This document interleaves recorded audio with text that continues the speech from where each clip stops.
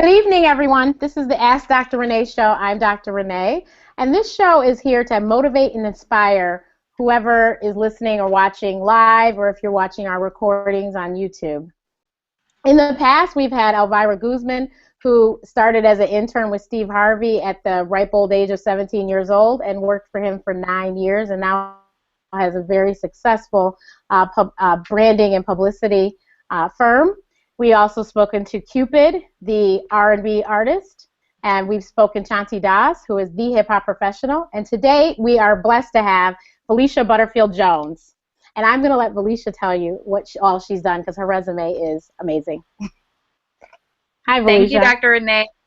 Thank you. Thanks for having me. For those who don't know, Dr. Renee and I have been friends for many, many years, so it's such a blessing and honor and privilege to be joining you guys tonight. Just a little bit about me. I started out as an unpaid intern, and most people don't know, but I started working with Russell Simmons at the ripe age of 25 and was willing to work for free and unpaid for 10 months. To get my foot in the door of an industry that I wanted so badly to be a part of. I always had a dream to work in the entertainment industry. I stayed with Russell's organization for 7 years, leaving as the national executive director. And while working for Russell, two amazing things happened. I should say three. The first was finding in Russell such a strong mentor and advisor. But the other two things were a chance meeting with Senator Barack Obama that eventually led to an appointment by the Obama administration. I served in the administration for 2 years as the Deputy Director of Public Affairs at the Department of Commerce, and then ended as the National Youth Vote Director for the Barack Obama re-election campaign in 2012. But also, I founded, while working for Russell, an organization that is near and dear to my heart, and it's called the Women in Entertainment Empowerment Network. And ever since I was a little girl, I would say 12, I always wanted to provide resources to young women like me who grew up in small towns with big dreams and didn't really know how to make those dreams come true. So that's where WEEN began and how I was born, through this vision that I had as a young girl and just wanting to give girls what I didn't have. But then also, again, you know, working for President Obama was probably one of the biggest highlights of my career, because I was able to see, not only from a business standpoint, but from a service standpoint, how things work at the federal level. And so that's a snapshot of who I am. Yeah, nothing. But she left out some major as well, so I'm balancing all those. I was just about to say. I was just about to say that. I was going to say she left out some very important titles. So, Valeisha, I know our viewers, some of them are your mentees because they've been tweeting and, you know, Facebooking and texting me that they're very interested in this discussion. So, how did you, and I know the story, of course, but how did you wind up, a little girl from Wilson, North Carolina, how did you end up with an internship with Russell Simmons? You know, it's funny. You do crazy things when you hit the bottom. For me, I had dropped out of law school, a law school that not only I was attending, but both of my parents' alma mater. It was North Carolina Central University. And I left law school after my first year, just feeling within my heart that it just wasn't the path for me. So I moved to New York City, slept on my best friend Sabrina Thompson's couch in Brooklyn for quite some time, looking for a job, and kept getting no after no after no. My parents were calling me daily, you know, asking me when I was going to come back to begin my second year of law school. And I'll never forget not returning, but still getting no's from every job interview that I went on. And I would say about 2 months after not returning back to law school, I landed a job at HBO Sports, and it appeared on the outside looking in that, you know, I finally had my foot in the door. And one day I was watching CNN, and Russell Simmons came across the screen, and a light bulb went off because for the first time I was able to see in a person someone who had the balance of things that I wanted in my professional life. He was a philanthropist. He understood the importance of civic engagement for young people voting and making a difference at the polls. But he also had his finger on the pulse of hip hop culture. And it was everything that I wanted for myself, but I never knew how to express. And I finally saw it in a person, and so I started stalking Russell basically. Um, I just utilized all of my resources, everyone around me from HBO and beyond, and just started inquiring about him and doing my research and my homework. And finally, I was given his email address. And I'm a little old girl from Wilson, North Carolina, who has no business emailing music mogul Russell Simmons. And I sent him my best 5-sentence pitch on who I was, what I wanted, and how I could benefit his company. He called me in for an interview and brought me in that same day as his unpaid intern. That is awesome and amazing, because that doesn't happen. But you know what? I actually met Russell Simmons on the street one day in New York, and he was so nice. And he actually took time to talk to me and everything. So I guess I'm not quite amazed that he did that. That is wonderful. And plus, I'm sure you presented yourself very well.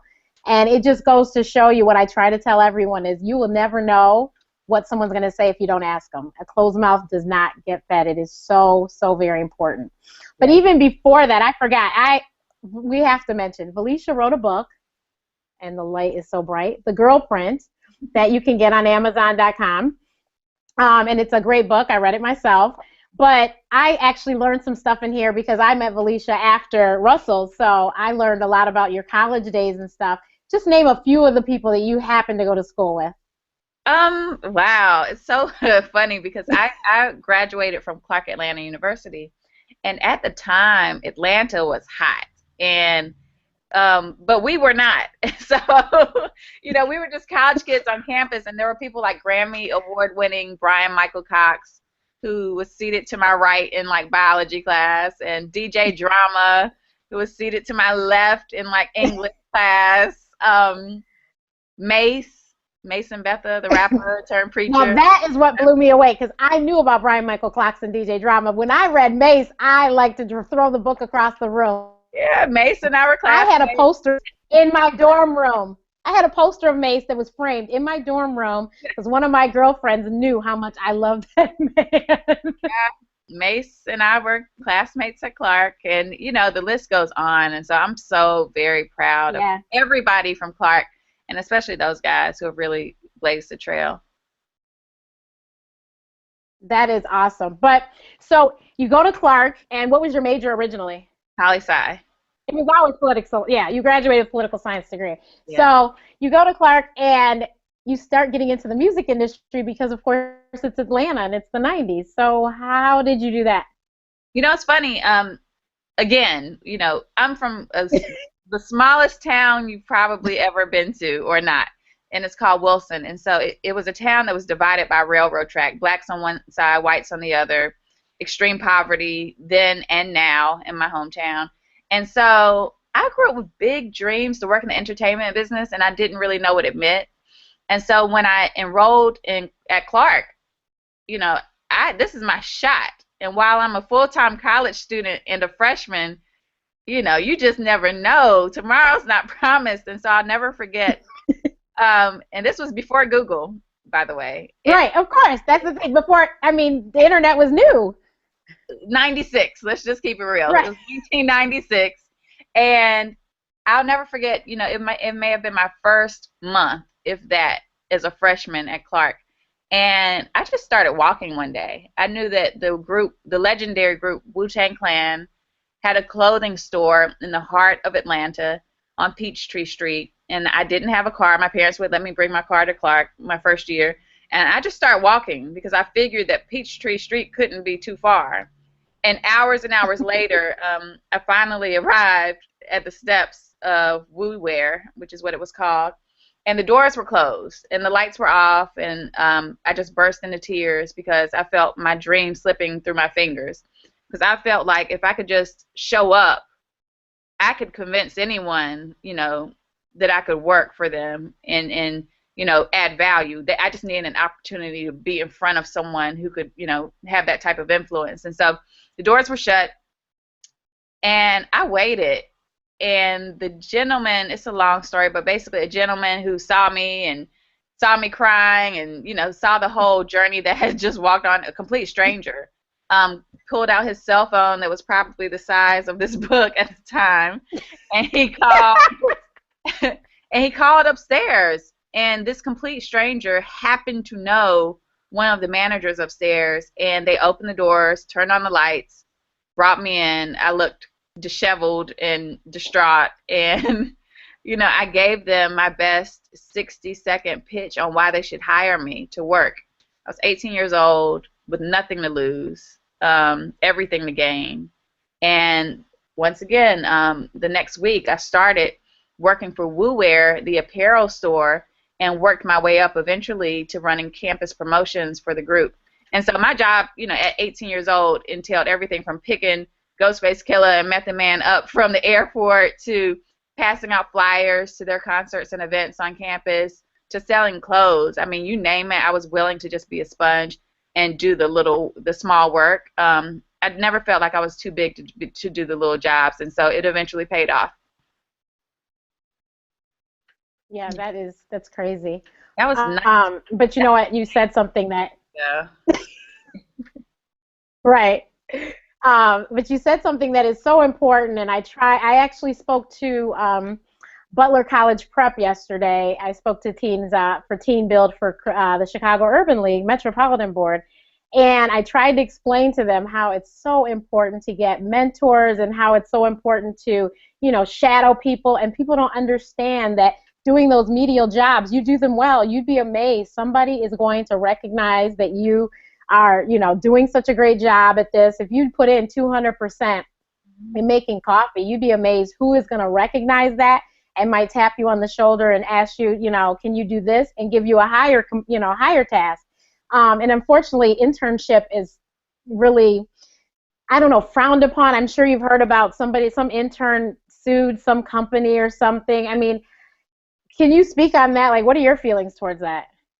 I think that at the end of the day, business is always personal. And in order to get your foot in the door, in order to be taken seriously, people need to be able to see your value outside of your resume or your cover letter.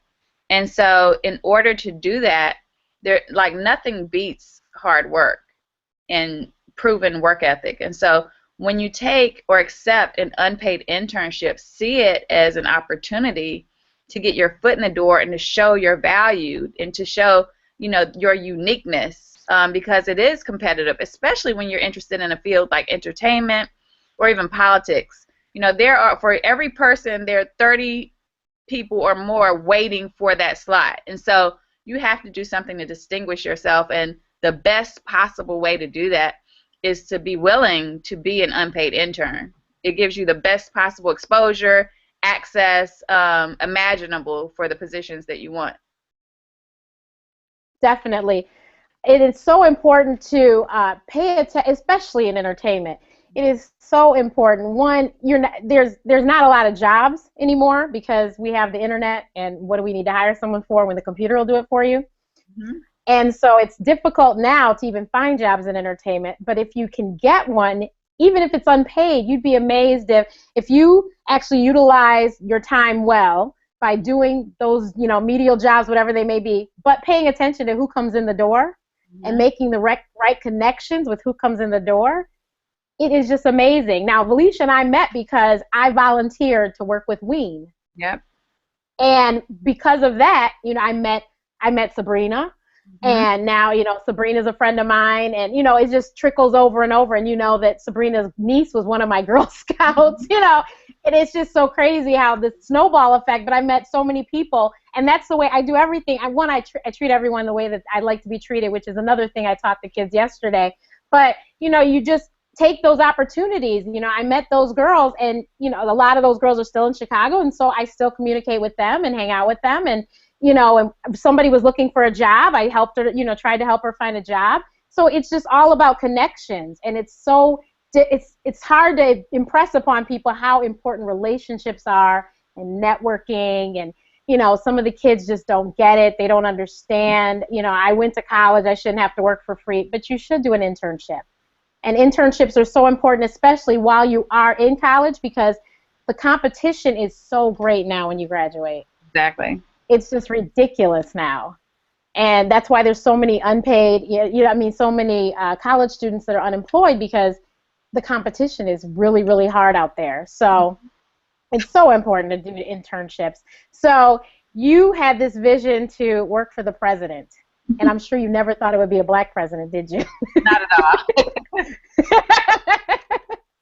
So couldn't pay me money to think that I would see that. Right.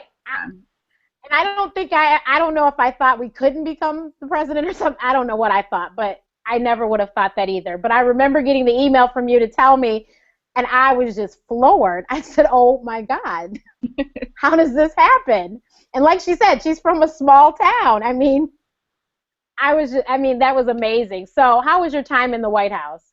I'll tell you this. It's very interesting because I grew up in the small town of Wilson, the seventh poorest district in the country, but grew up to parents who were very, civically engaged. My dad is an elected official, now a United States congressman. And so on the outside looking in, people thought that I maybe had a silver spoon in my mouth or had access to things like working for the president. But funny enough, it didn't happen like that. I think somehow my parents had the wisdom at a very early age of not just giving me handouts. They literally made me earn everything, and I'll be honest, I was upset sometimes. I was very upset sometimes because I couldn't understand why I had to work so hard for things that they could possibly just pick up the phone and make happen. So along that vein, while working for Russell, again, started as an unpaid intern, worked my way up the ranks. At the time now, I'm maybe a director with the company or a little higher. And Russell asked me one day to go to a fundraiser for Congressman Harold Ford. And Harold Ford Jr. was a young, handsome congressman from Tennessee that everyone felt like was the golden child that would possibly be the first black president. And so Russell asked me to go to this fundraiser with no notice, which was usual, the norm. And so, he stopped by my office one evening and he said, I need you to go to this fundraiser for me. I said, okay, fine. I went to the fundraiser by myself. And at the fundraiser, I walked in the room and I was introduced to a gentleman named Barack Obama. And so I shook his hand and I was told that he was a freshman senator from Illinois. And I said, oh, nice to meet you. And, I could have brushed him off very easily, but we spent maybe 10 minutes having a conversation. And he said, I'm really excited about the future of our country and really the potential of young people making a difference and changing the game. And I think the celebrities could play a big role in that. I would love for my team to stay in contact with you so we could start figuring out ways to grow and build together. So again, I could have blown it off. On the wrong night, I might have blown it off. But I said, okay, here's my information. Here's my card.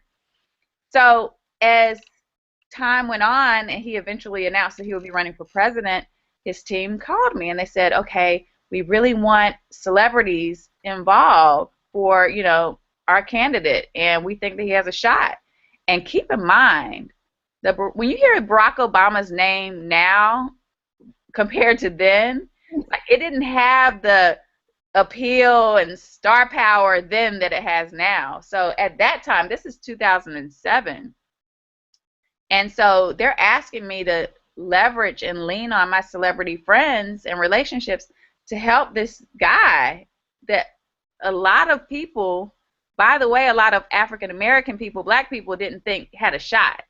And so I started picking up the phone, and a lot of my friends thought I was crazy, and asking LeBron James and so many others to support and endorse this guy. And one by one, and it wasn't easy, but one by one they did, and they started getting behind him. And that was due in large part to me making those calls for a guy that wasn't paying my bills, for a guy that I hardly knew. I was volunteering my time and resources to do it. And I'll never forget the night before Election Day. This was the same day that his grandmother died. I went to a rally that he had in North Carolina, and as he came off stage, he gave me a big hug, thanked me for my service, and I said, "Sir, it was an honor." And he said, "Well, if this happens tomorrow, keep in mind this the eve of Election Day. He said, if this happens tomorrow, we'll be calling you." And I'm like, "Yeah, right. That's what they all say." Thank you, sir. Right. Thank you. And so, sure enough, he was elected our first African American president the following day. And inauguration came, and then I got the call from the White House in February to come and serve in the administration. So I'll never forget, I was actually in Chicago the day I got the call. And I literally had to walk out of the room that I was in and just scream, because it was just one of those moments that you could never imagine.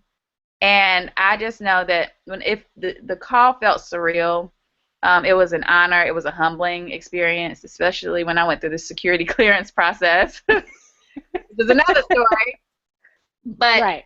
but it was a true honor. And then working there, fast forward, it was an honor, but it was hard. A lot of hard work. Not in terms of my capacity to do the job, but just the politics involved in Washington, the amount of time it takes to push things through was difficult, a difficult transition for me. One that made me a better person, but I was used to the entertainment business where things move fast, and DC is quite the opposite. And so that was definitely a learning process for me. That is what I'm sure was a wonderful experience, and once in a lifetime, possibly. Yes. Uh, Never know. so, hey, you can work for Hillary.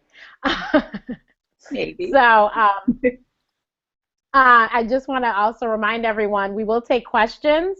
If you just toggle to the upper right hand corner of your screen, you'll see about 9 boxes. Click on those. It'll say Q&A. Click on that, and it'll drop down on the right-hand side of your computer, and then on the bottom it'll say Ask a Question. So if you are watching us on YouTube, in order to ask questions, you need to head over to the Google Hangout. So follow the links and head over there, and we will take questions. So also in Girl Print,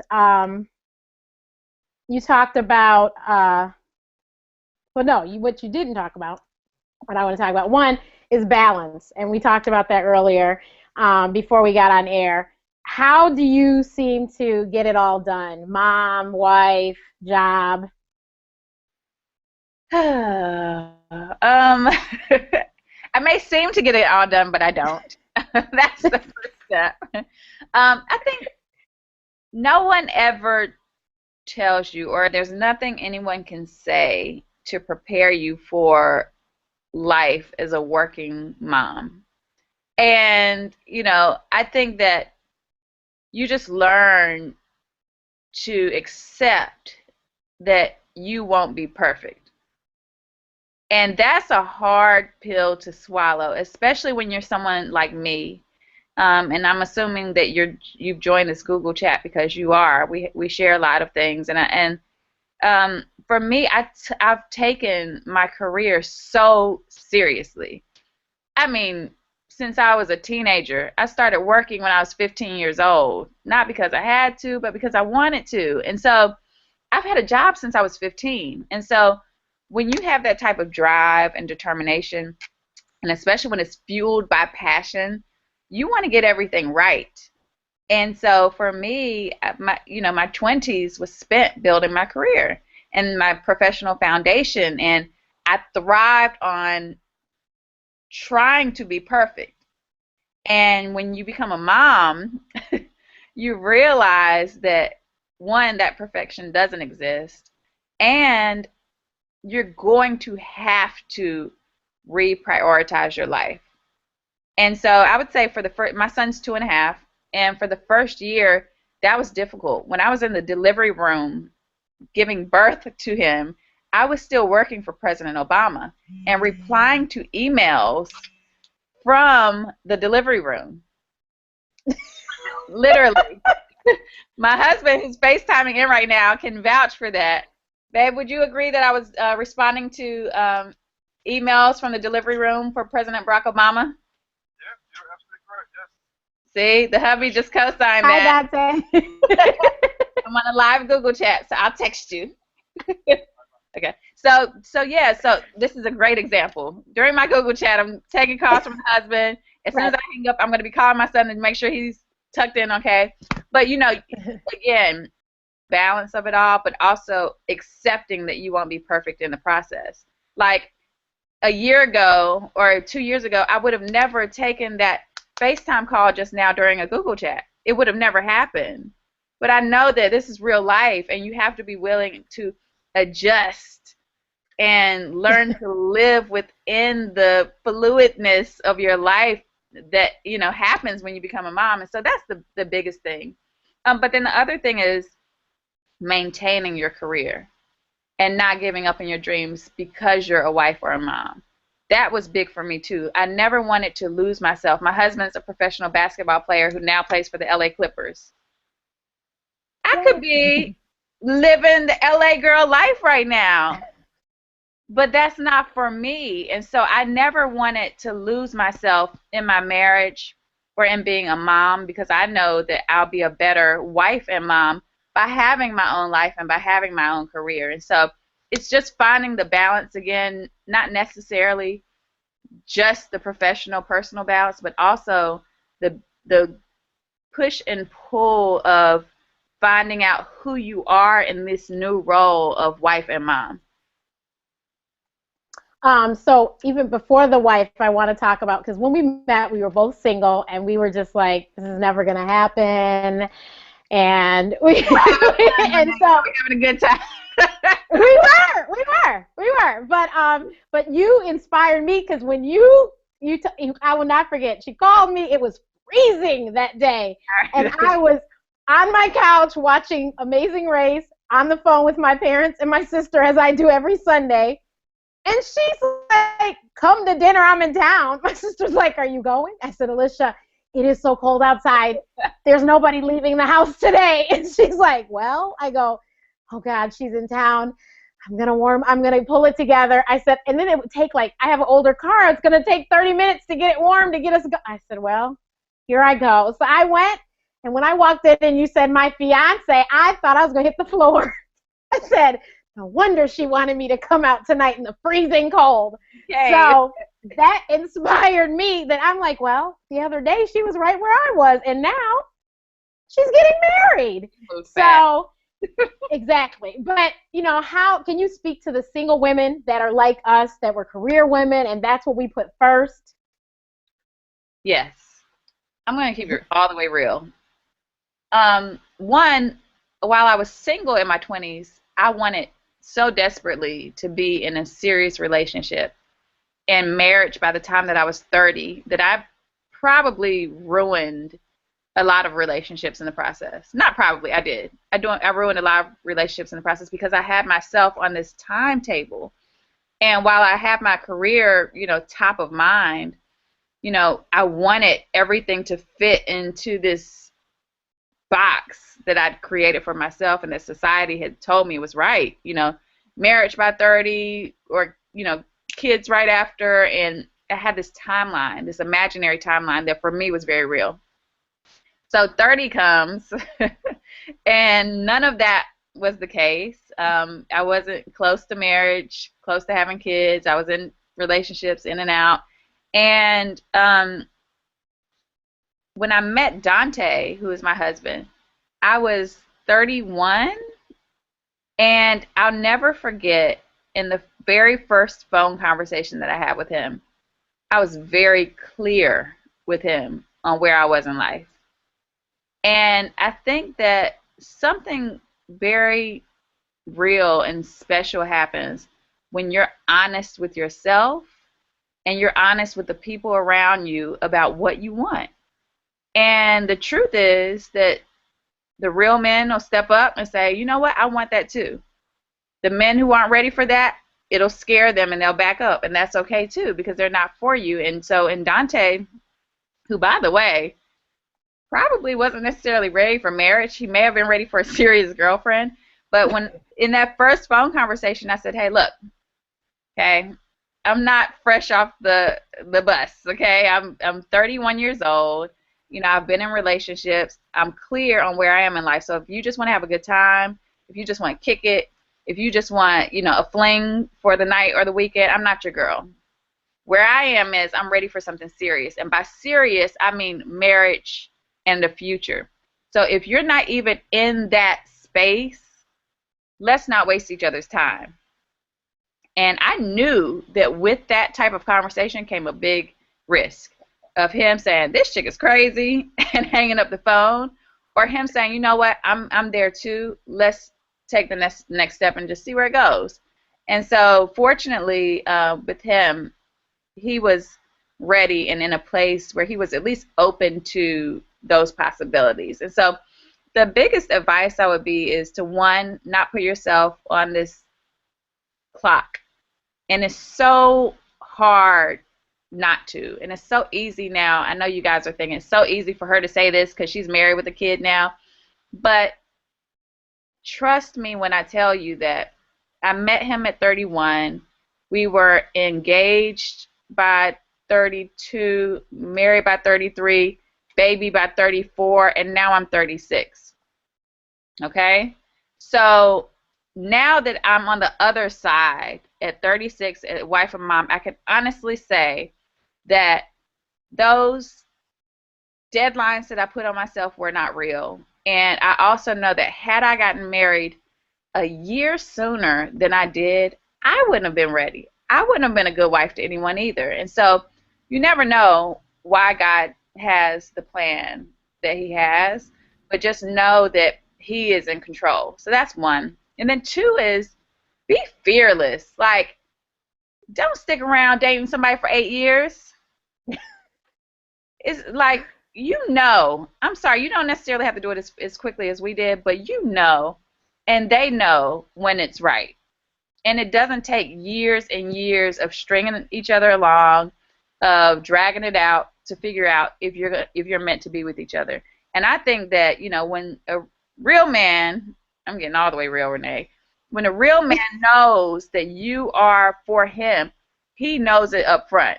And he's going to take the necessary steps to make sure that you are going to be his wife.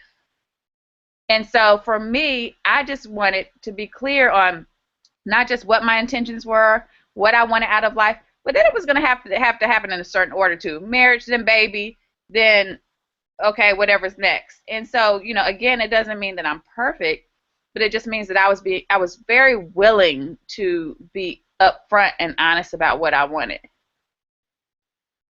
That's very important. That's very helpful to, I'm sure, many people. We have a couple questions that have come up. Okay. Let's take the first one from Dawn Day. I believe vision is no key to living the life that we want.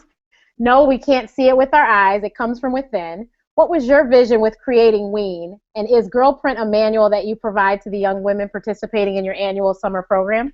Good question. So interesting. I went to church today in Los Angeles this morning, and the pastor said something about vision. He said that vision is not with your eyes in terms of your physical eyes, but it's with the eyes of your soul. And he just said that this morning, and it was such an important message for me because to your question, WEEN was something that I felt, not necessarily something that I thought of or strategically planned out.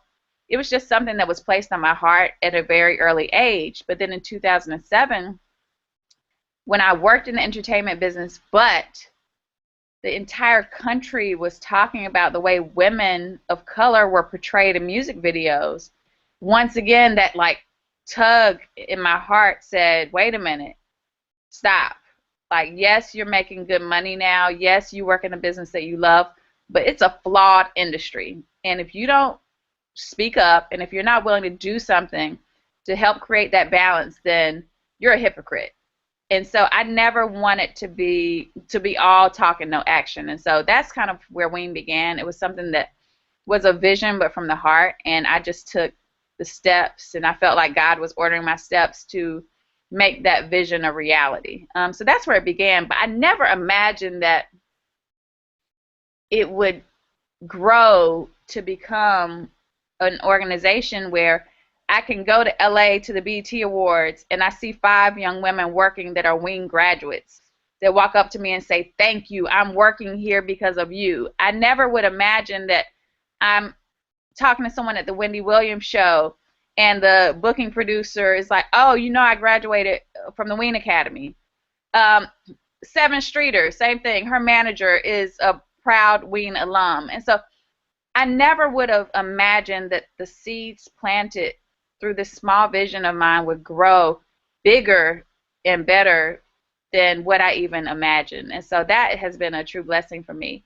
And then, yes, the girl print is something that I would like to certainly provide to the girls in the WEEN Academy, and I will. But we also have a curriculum that we designed with a lady who's got a doctorate, and she's a university professor, and the curriculum is where we really dig into the nitty-gritty. So the book is more like the surface manual, but the curriculum is where we dig in and we talk about the real tools and education that you need to thrive and be successful in the entertainment business.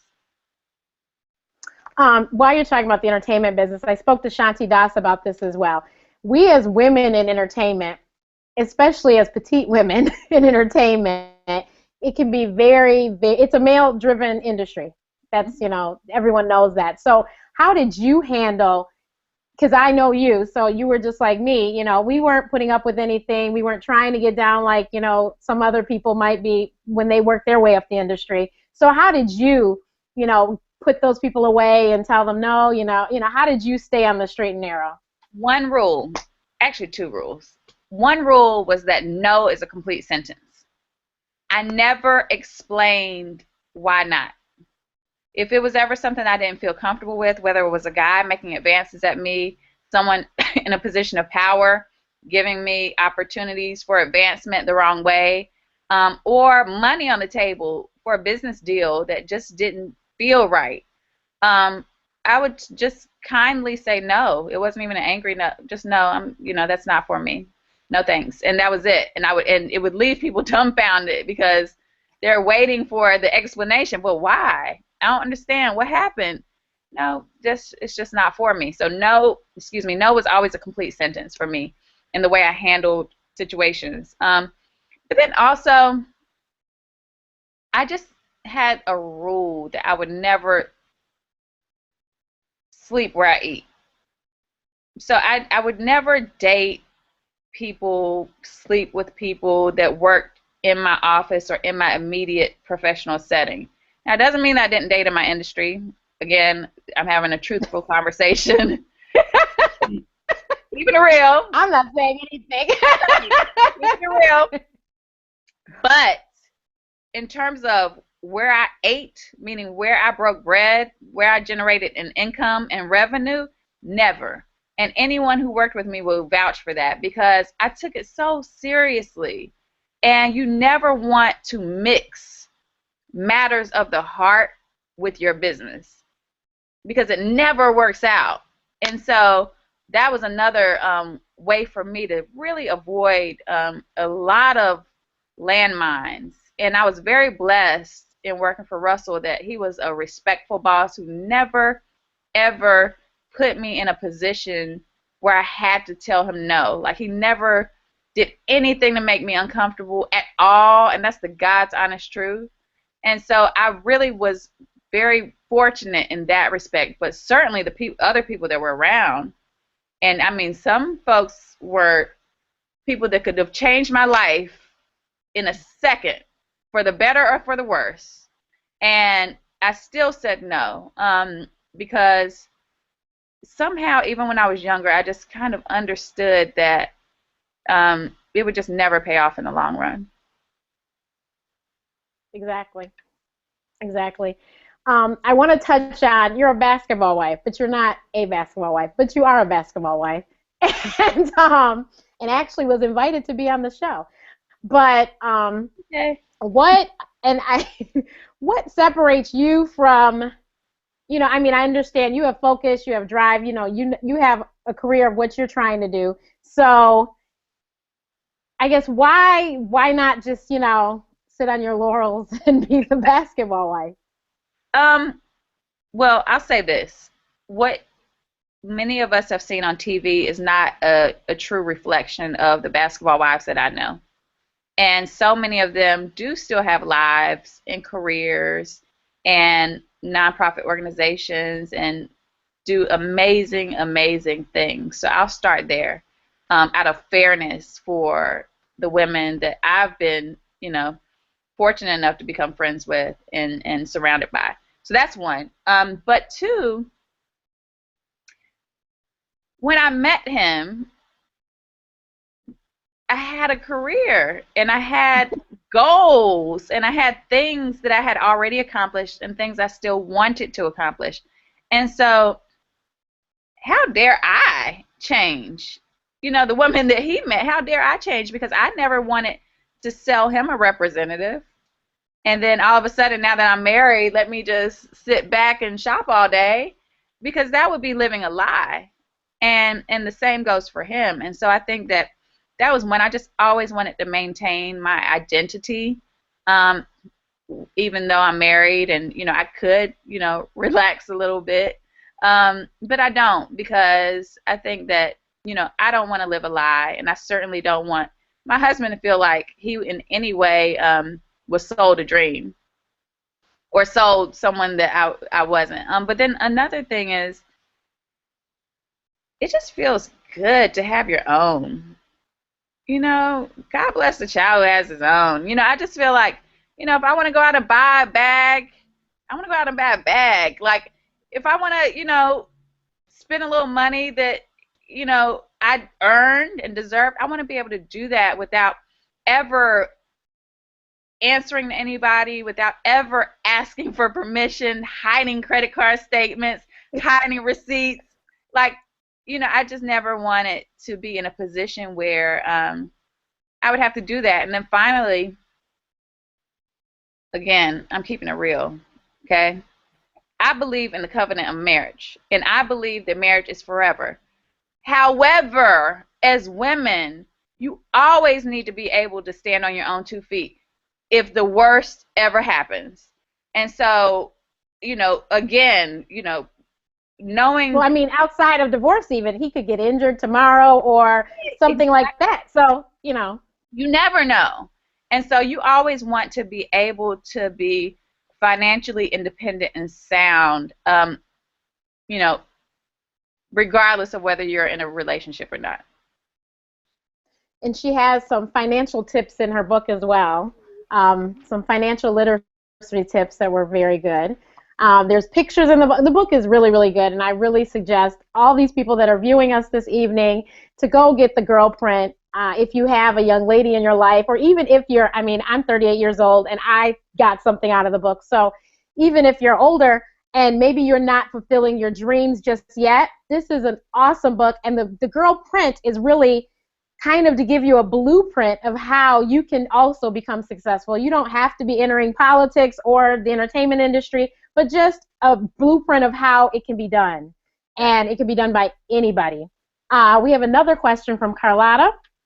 If you had 2 minutes to deliver the most impactful message to young female entrepreneurs, what would the message be? And they're hoping they'll get to see you in Detroit soon. I love Detroit.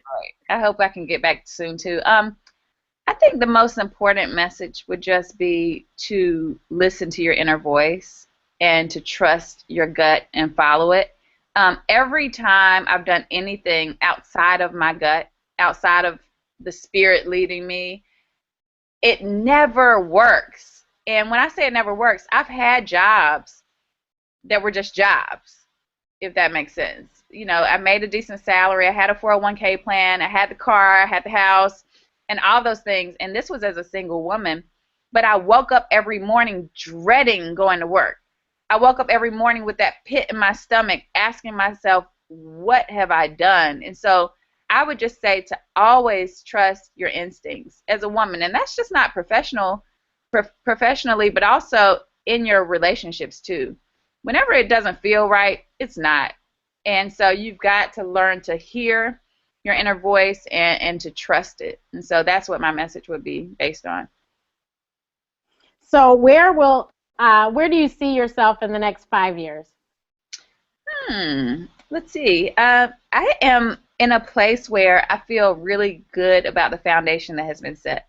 So in the next 5 to even 10 years, I just want to grow and expand everything that I've laid down as my foundation. So WEEN, I would love to see, on a global scale.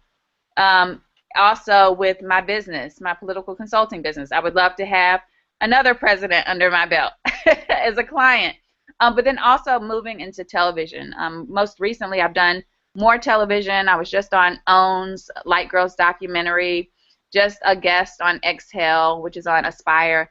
And so I really see myself moving more in the television direction, not just in front of the camera, but as a producer. And so I'm working on a couple of things now that should be coming soon. But then also, I would just ultimately love to continue to empower women. That's my life's ministry.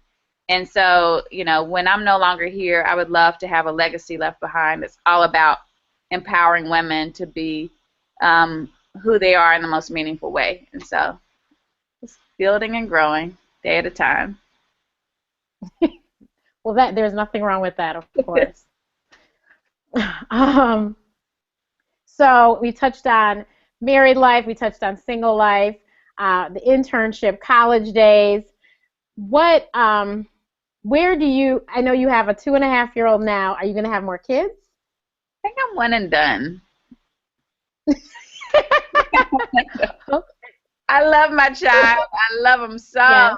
But being a mom, literally changes the game in your life. And I know my limits. And I think right now I'm good. I'm in a good place. Well, that's good. You never know, but right now I think I'm okay. All right. So your son, we've had all this stuff, things going on with Mike Brown and Trayvon Martin. I know that impacted you tremendously. What can you tell mothers of Black boys from your perspective of how to help them? I know as a Black person what it feels like when you hear sirens behind you. My heart, I've worked for the President of the United States, and my heart still skips a beat when I see blue lights flashing behind me and I hear sirens.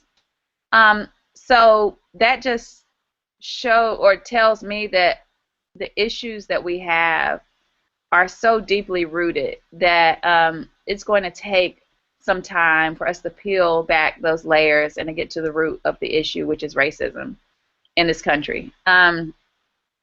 But as a mom now, I think that I have an even heightened sense of concern for our young Black boys. And, if I feel that as a Black woman, imagine what it feels like to be a Black young man and to, hear sirens or to be approached by an officer. And again, not all officers are bad. In fact, most are good, and they protect us.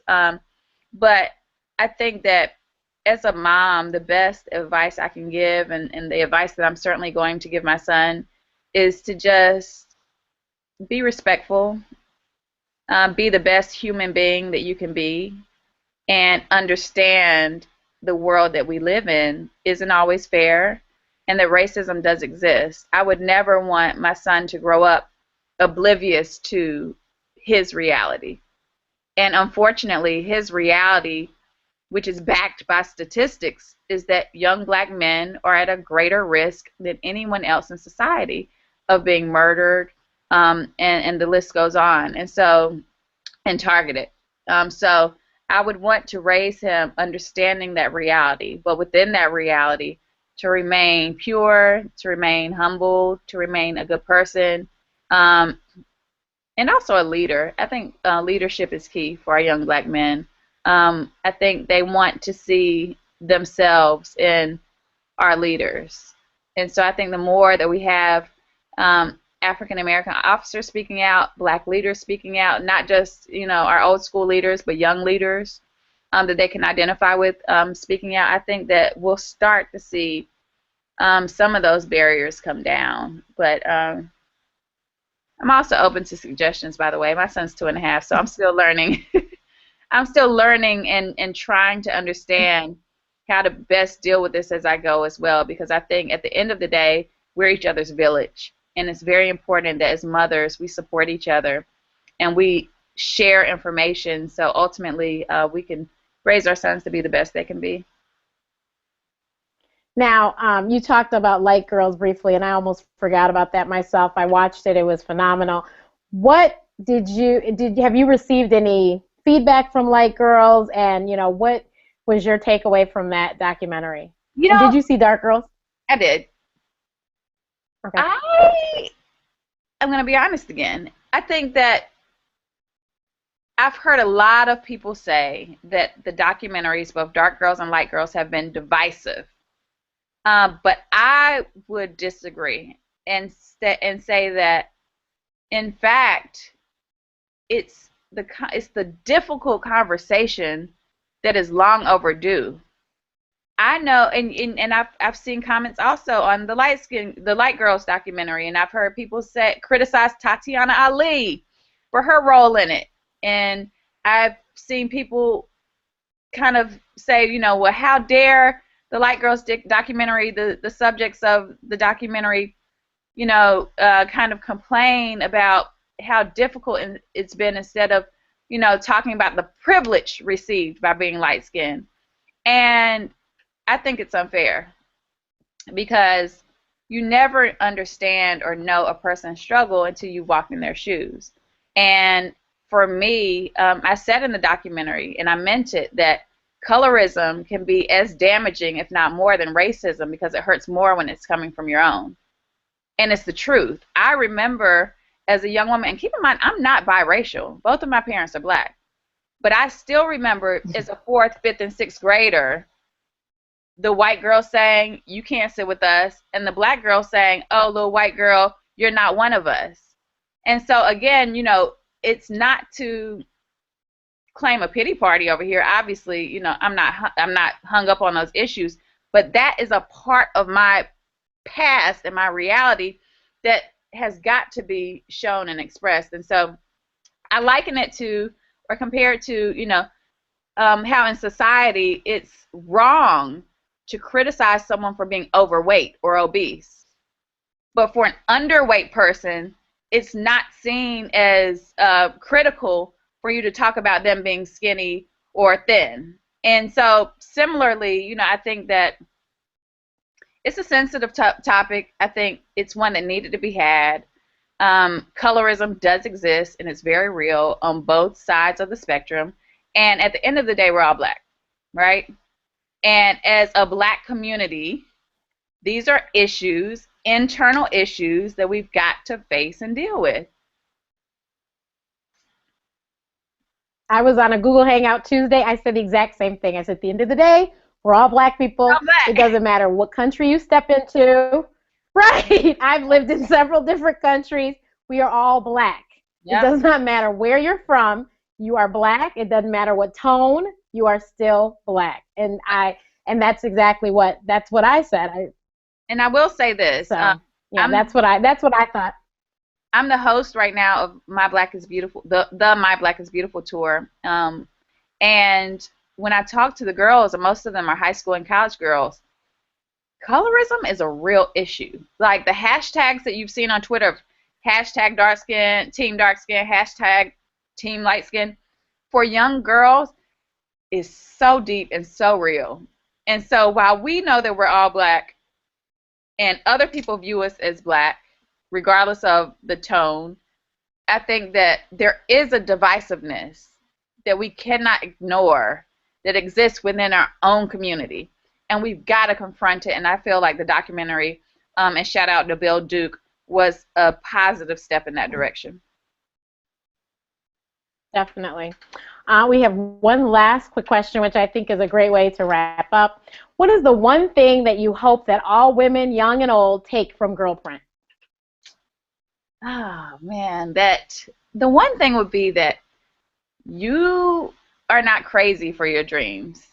Lupita said it best, you know, your dreams are valid. And by sharing my story in the girl print and giving practical advice, I just wanted every girl to walk away feeling like she was smart enough, savvy enough, confident enough to make her crazy little dream come true and back it with action. And so that's all I wanted from every reader, for them to walk away feeling so empowered and inspired that they're going to take the necessary steps to make their crazy little dreams come true, because I know I did, and I'm better for it.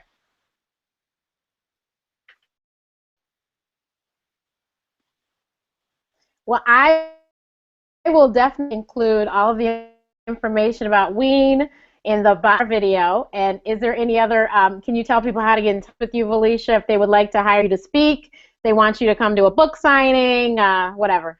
Yes, of course. Make sure you go to my website, which is www.valeisha.org. That's VALEISHA.org, and you'll see all the booking information, cool videos, and all sorts of good stuff. And Dr. Renee, I just want to say thank you. Your show is brilliant. You are brilliant, and I'm expecting even greater things ahead for you. So thank you for having me. Thank you so much. Everyone, thank you so much for tuning in this evening. And I'm excited to tell you that, well, first of all, it's Super Bowl Sunday next Sunday, so I am going to take the day off because I'm not going to be watching the game, but I'm sure many of you will. So we won't have it next Sunday. We're probably going to have it next Monday. Please stay tuned. But February 6th, we have Paul Carrick Brunson, Modern Day Hitch. If you do not know Paul, please get to know Paul. He is amazing, and you can you'll thoroughly enjoy him. And I figured, since February is supposed to be the month of love, we would talk to the matchmaker and find out his story. His story is very amazing on how he became a matchmaker and all the wonderful things he does through charity as well. So I look forward to next week, and I hope to hear from everyone, to hear how you enjoyed the show. We've been receiving lots of tweets and Facebook posts, so please, if you have any comments, you have anybody you'd like us to interview, please make sure you put it in the comments below the video, or email me. I always put my email in the comment box. And thank you so much. I hope that we've motivated and inspired somebody tonight, and thank you for joining us for the Ask Dr. Renee show.